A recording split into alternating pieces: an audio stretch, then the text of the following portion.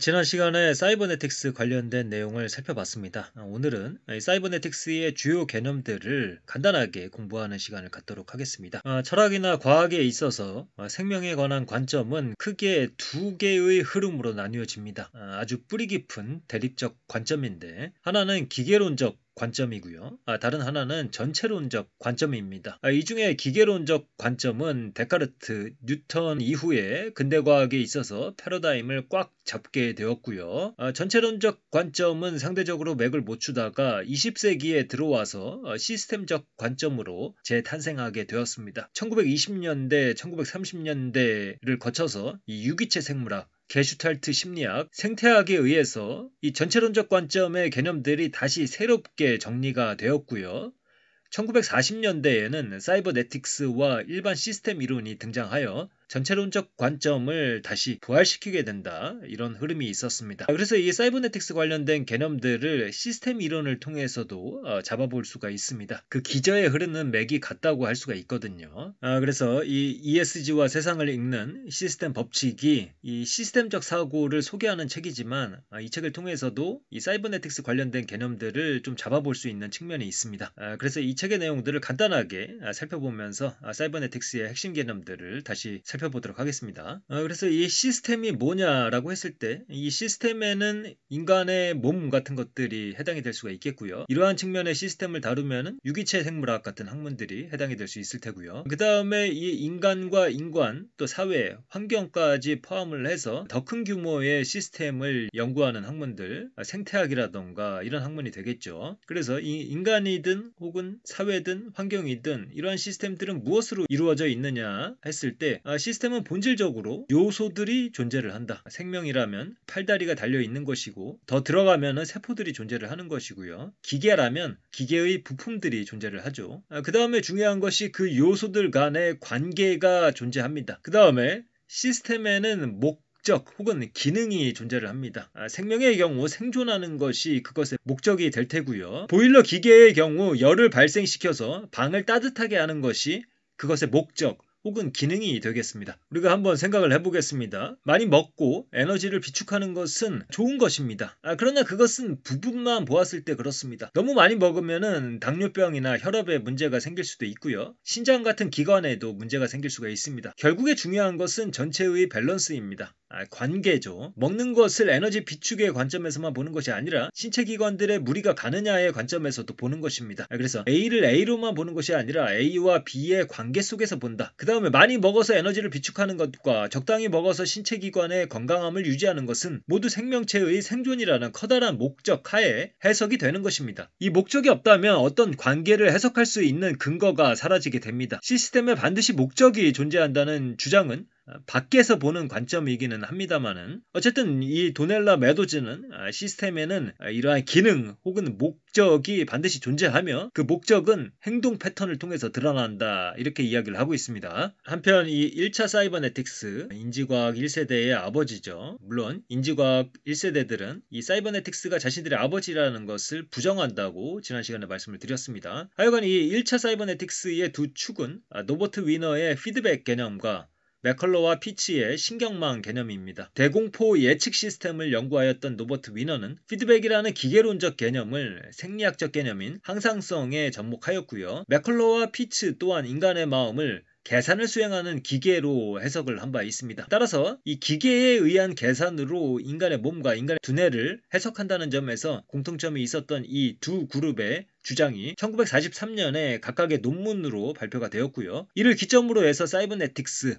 즉 제어학이 태동하게 되는 것입니다. 그래서 이 1차 사이버네틱스의 핵심 개념 중 하나인 피드백에 대해 개념적인 이해를 해보려고 합니다. 그 다음에 이 절량이랑 유량이라는 단어를 공부할 필요가 있는데요. 이것은 뭐 그렇게 중요한 것은 아니고 단지 피드백을 이해하기 위한 중간 다리로서 우리가 개념을 파악하는 것입니다. 우선 시스템에 쌓여 있는 것들을 절량이라고 합니다. 우리가 통장에 내장에 남아있는 잔고들 이런 것이 절양이고요. 욕조에 채워놓은 물도 절양이라고 할 수가 있겠습니다. 그리고 이제 수도를 틀어 놓으면 물이 들어온다. 그리고 마개를 열면 물이 빠져나간다. 이런 개념들이 플로우, 즉 유량입니다. 여기서 절양의 수준을 일관적으로 유지하기 위해서 들어오는 유량과 빠져나가는 유량을 조절할 수 있습니다. 일단 절양의 수준을 확인하고 물이 부족하다 싶으면 들어오는 물의 양을 늘리고 나가는 물의 양을 줄이는 조치를 시행합니다. 그 조치의 결과를 다시 절양의 수준 변화를 통해서 확인할 수가 있습니다. 이러한 메커니즘이 시행되는 인과 사슬을 피드백 루프라고 합니다. 그래서 다시 한번 말씀을 드리자면 절양의 수준을 확인하고 조치를 취하고 그 조치가 절양에 영향을 미치는 연결고리가 피드백 루프이다.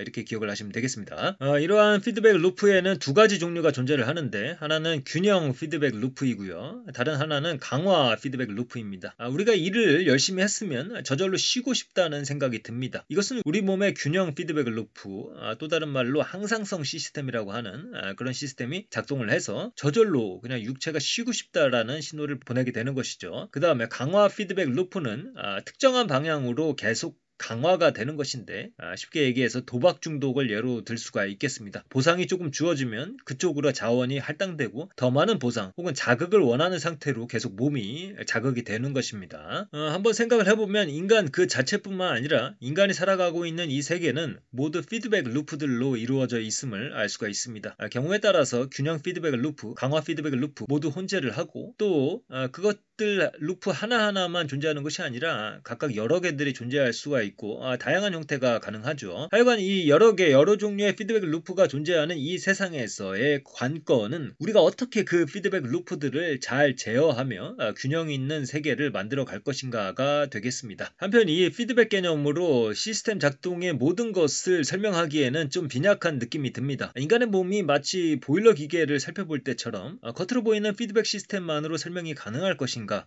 그렇지 않은 듯합니다. 그러한 단순한 시스템이 아니라 생명체의 몸, 생명체들의 생태계, 인간들이 모여 이루고 있는 이 사회와 같은 고도의 기능을 구현하고 있는 복잡계의 설명을 위해서는 또 다른 개념이 필요할 듯합니다. 그것이 바로 내적으로 복잡하게 관계를 형성하고 역동적으로 작동하는 방식을 설명해 줄 수 있는 개념, 자기조직화입니다.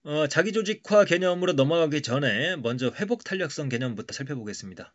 회복탄력성은 크나큰 변동을 겪은 뒤에도 시스템을 여러 가지 방법으로 회복할 수 있는 피드백 루프가 많이 모인 구조에서 나온다. 놀라운 회복 탄력성을 보여주는 대표적 시스템이 우리 인간의 몸이다. 우리의 몸은 무수한 침입자를 막아내고 기후와 음식이 크게 바뀌어도 견디며 공급된 혈액을 재분배하고 찢어진 상처를 재생하고 신진대사 속도를 조절하고 신체 일부에 어떤 문제가 생기거나 일부가 없어져도 감당할 수 있다. 그 다음에 이 외부의 간섭 없이 스스로 내재적으로 구조를 발전시키는 능력이 자기조직화입니다. 자기조직화의 특성을 갖춘 대표적인 시스템이 바로 인간과 같은 생명체입니다. 이러한 자기조직화 능력을 갖춘 시스템은 스스로 망가진 피드백 루프를 다시 재건하여 잘 작동하도록 만들 수가 있고요. 또 아예 새로운 방향으로 피드백 루프를 만들어 감으로써 자체적으로 회복 탄력성을 갖추게 됩니다. 요컨대 자기조직화 능력을 갖춘 시스템은 스스로를 구현하는 과정 속에서 여러 피드백 루프를 확보하고 이를 통해 궁극적으로 회복 탄력성을 갖추게 된다. 그래서 단순히 피드백 시스템이 있다는 것보다는 안에 내재적으로 자기조직화 시스템이 존재한다는 게 뭔가 더 풍성하게 사태를 만들어낼 것 같은 느낌을 줍니다. 그래서 이러한 프레임워크가 생명과 같은 복잡한 시스템을 설명하는 데에는 더 적절하다, 이런 이야기가 되겠습니다. 이 자기조직화, 더 훗날에는 자기생성의 개념으로 등장하게 되는데 이거는 앞으로도 반복적으로 볼 개념이기 때문에 대충 이렇구나 하고 넘어가셔도 되겠습니다.